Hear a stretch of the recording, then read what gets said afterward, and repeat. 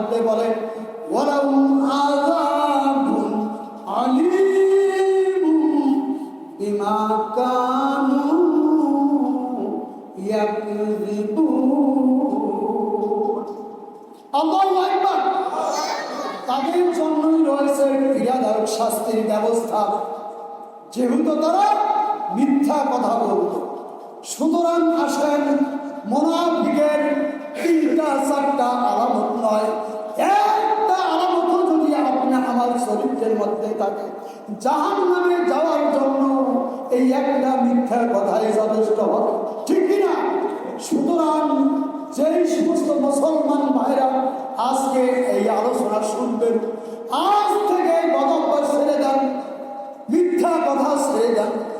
2 number হলো, যখন কোন ব্যক্তি আমানত রাখে, মুনাফিক ব্যক্তি আমানতের খেয়ালত করে। আল্লাহ রাসূল মুহাম্মদ রাসূলুল্লাহ সাল্লাল্লাহু আলাইহি ওয়াসাল্লাম যখন মক্কায় বসবাস করতেন, কাফিররা আল্লাহ রাসূলের নিকট আমানত রাখত।